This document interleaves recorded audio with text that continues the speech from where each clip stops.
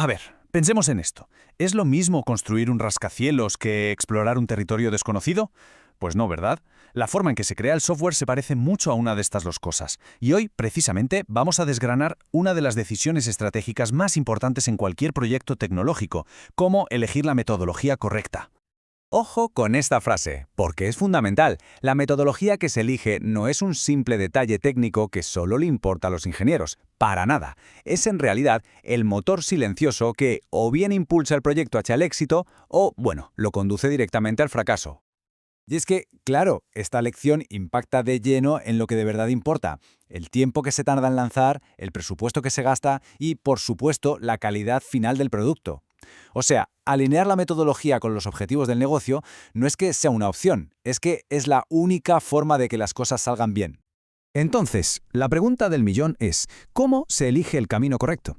A ver, no existe una fórmula mágica, eso está claro, pero sí que hay una especie de mapa que nos puede guiar, y eso es exactamente lo que vamos a explorar ahora. Para empezar a entender todo este lío, hay que saber que casi todo se reduce a dos filosofías opuestas. Dos formas de ver el mundo que son, bueno, fundamentalmente distintas: la tradicional y la ágil. Y aquí, en esta comparación, está la clave de todo. Es una diferencia de mentalidad pura y dura. Por un lado, necesitamos un plano de arquitecto perfecto y detallado antes de empezar a construir, o por otro, preferimos ser como un explorador, con un mapa que se va dibujando sobre la marcha, adaptándose al terreno. La respuesta a esta pregunta, en el fondo, lo define casi todo. Si lo ponemos en una tabla, este choque de mundos se ve clarísimo. El enfoque tradicional es secuencial, como una cadena de montaje.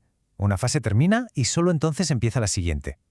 Es muy predecible, sí, pero también muy poco flexible. En cambio, el enfoque ágil es iterativo. Funciona en ciclos cortos, entregando pequeñas partes de valor constantemente. Y esto, claro, permite corregir el rumbo sobre la marcha. Venga, vamos a meternos de lleno en el enfoque tradicional, con su máximo exponente, el modelo en cascada, o waterfall como se le conoce. Nació allá por los años 70, fue el estándar durante décadas y, sorprendentemente, todavía tiene su lugar en el mundo de hoy. El modelo en cascada, como su propio nombre indica, organiza todo el trabajo en estas fases, que son súper estrictas y secuenciales. Cada etapa fluye hacia la siguiente, como una cascada, vamos. Y una vez que se completa una fase, no hay vuelta atrás. Es como construir un edificio, no se pueden cambiar los cimientos una vez que ya se ha puesto el tejado. Y aquí viene lo interesante. Su mayor debilidad, esa rigidez, es también su mayor fortaleza. En industrias muy reguladas como la sanitaria o la aeroespacial, donde los requisitos están, por así decirlo, grabados en piedras desde el minuto uno, esta previsibilidad vale su peso en oro. Pero, claro, ¿qué pasa cuando el mercado cambia a toda velocidad y no hay nada grabado en piedra? Pues como respuesta a esa rigidez, en el año 2001 nació el Manifiesto Ágil. Y ojo, es muy importante entender que Agile no es un método concreto, es una filosofía, una manera de pensar. Y estos principios, de verdad, lo ponen todo patas arriba. En lugar de tenerle miedo al cambio, Agile lo busca, lo abraza. Se basa en colaborar constantemente con el cliente, en ir entregando pequeñas piezas del producto que ya funcionan para recibir feedback real, y a partir de ahí ir mejorando sin parar.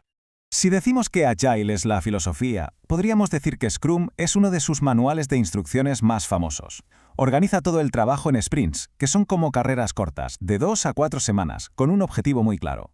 Es un ciclo constante de planificar, ejecutar y revisar que mantiene al equipo súper enfocado y productivo. Kanban, por otro lado, se centra en el flujo de trabajo visual. Imaginen un tablero, ¿vale?, con columnas por hacer, en proceso, hecho.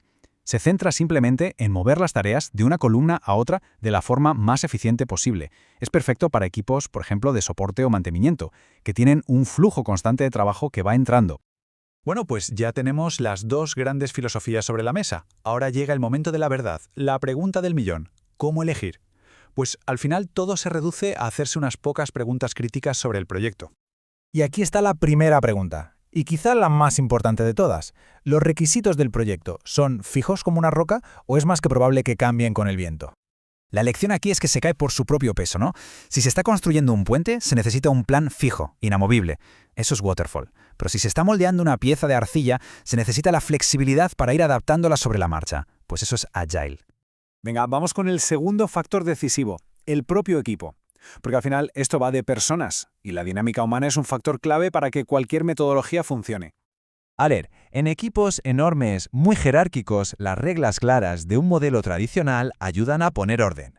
Pero Agile brilla de verdad en equipos más pequeños y colaborativos, donde la comunicación es constante y las decisiones se pueden tomar muy rápido.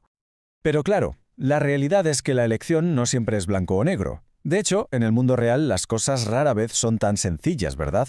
Y es muy poco frecuente que un enfoque puramente rígido o puramente flexible sea la solución ideal.